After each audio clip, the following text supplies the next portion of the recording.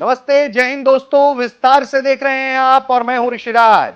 विस्तार से के इस एपिसोड में बात करेंगे एडवांस फाइटर जेट्स को बनाने के लिए भारत की कंपनियां दौड़ रही हैं, सामने आई हैं, प्राइवेट मैन्युफैक्चरर्स भी आए हैं। वो कह रहे हैं कि हमें मौका मिलना चाहिए। दरअसल बिडिंग हो रही है और इसके लिए कई बड़ी कंपनियां सामने आई हैं advance multi role fighter combat fighter aircraft बनाने के लिए।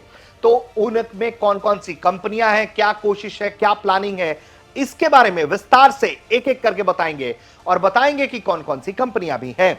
तो ये जो भारत की महत्वाकांक्षी प्रोजेक्ट है, सबसे पहले तो आपको ये बता दें कि 5th जनरेशन का जो हमें लड़ाकू विमान चाहिए, हमें अपना जो बनाना है advance multi role air combat aircraft जो हमें बनाना है, उसके लिए भारतीय कंपनियां जो हैं वो अब बिडिंग प्रोसेस में सामने आ रही हैं। इसके लिए 7 भारतीय रक्षा कंपनियों ने जो है वो बोली अपनी जमा की है, बिडिंग जो है वो सबमिट किया है।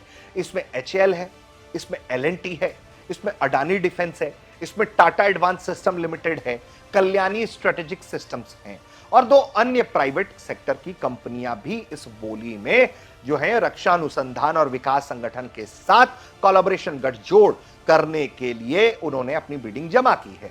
30 सितंबर को एडीए यानी कि वैमानिक विकास एजेंसी जो है उसने ये जारी किया है कि एक्सप्रेशन ऑफ इंटरेस्ट की समय सीमा खत्म हो गई। ये कदम स्टील्थ फाइटर जेट को विकसित करने के लिए उठाया गया है। इस प्रोजेक्ट को अगले 6 साल में भारतीय वायुसेना में शामिल करने की योजना, यानी कि जो स्टील्थ कैपेबिलिटी के कॉम्बैट एयरक्राफ्ट्स हैं उनको शामिल कराने के लिए 6 साल का वक्त है। और इसी के तहत ये जो पूरी बिडिंग की प्रोसेस हो रही है, जो कंपनियां आ रही हैं, साथ साथ प्राइवेट मैन्युफैक्चरर्स या जो गवर्नमेंट अंडरटेकिंग्स हैं वो डीआरडीओ के साथ साझा तौर पर काम करना चाहते हैं, वो सामने आ रहे हैं। उसको लेकर जो जानकारी है वो ये कि रक्षा मंत्रालय ने पुष्टि की है कि Hindustan Aeronautics Limited, Larsen and टुर्बो और Adani Defence, Tata Advance System Limited, Kalyani Strategic Systems उन फर्मों में शामिल है जो दौड़ में है। इन बोलियों का मूल्यांकन डॉक्टर ए शिवथानु पिल्लई के नेतृत्व वाली एक कमेटी द्वारा किया जाएगा। डॉक्टर पिल्लई जो हैं वो ब्रह्मोस कार्यक्रम के प्रमुख भूमिका निभा चुके हैं। यह पैनल तकनीकी और व्यावसायिक प्रस्तावों का मूल्यांकन करेगा। समिति यह सुनिश्चित करेगी कि शॉर्टलिस्ट किए गए फार्मों के पास एडवांस मैन्युफैक्चरिंग क्षमताएं हों, वो विशेषज्ञताओं के साथ कार्यक्रम को संभाल सके। क्योंकि ये जो हमारा advance multi role combat aircraft का जो प्रोजेक्ट है, जो प्लान है, वो बहुत अहम है दोस्तों, क्योंकि इसी के जरिए भारत अपने स्टेल्थ कैपेबिलिटी वाले फाइटर जेट 5th जनरेशन वाले उतारेगा। दुनिया में इसकी बड़ी मांग है, टक्कर है और भारत के इर्द गिर्द 5th जनरेशन के लड़ाकू विमान जो हैं वो उड़ते दिख रहे हैं, क्योंकि चाइना ने इसे हासिल कर लिया है और अमेरिका भी उसी दिशा में है। वहीं दूसरी तरफ रशिया का Su-57 भी है और इस एक तरफ जो भारत अपना एम का प्रोग्राम जिसे हम कहते हैं एएमसी है, उसे चला रहा है। यह कार्यक्रम भारत का अब तक का सबसे बड़ा सैन्य अनुसंधान और विकास प्रयास है, एएमसी है। इसके डिजाइन, इंजीनियरिंग, प्रोटोटाइप विमान के निर्माण के लिए अनुमानित जो खर्च है वो 15,000 करोड़ रुपए आवंटित किए गए।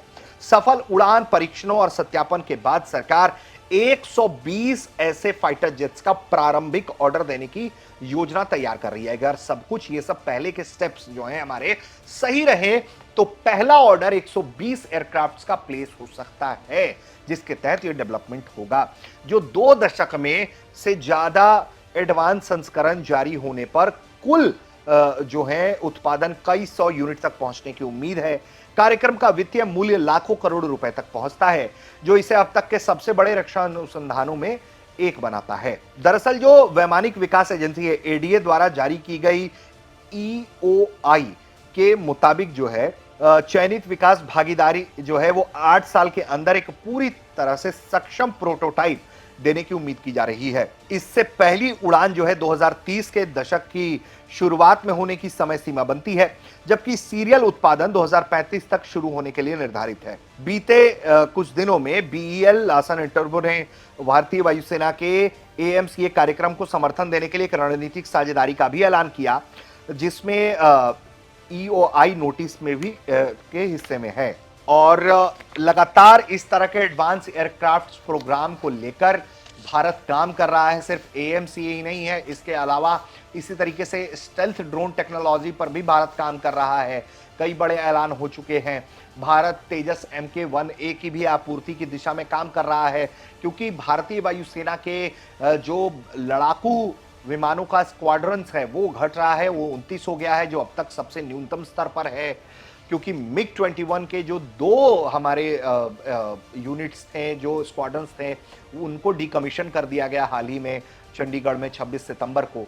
तो ऐसे में बहुत अहम है ये प्रोजेक्ट, ताकि आने वाले दिनों में जो भारत अपनी क्यों क्षमता विकसित करना चाह रहा है इसको भी समझेंगे। अगर दरअसल देखिए, चाइनीज इक्विपमेंट का अगर आप इस्तेमाल करिएगा, दूसरे देशों पर अपनी निर्भरता रखिएगा, तो यही व्यवहारिकता का सामना करना पड़ेगा, प्रॉब्लम का सामना करना पड़ेगा जो आप तेजस में कर रहे हैं। क्योंकि आपको अमेरिका से इंजन लेना है जीई के।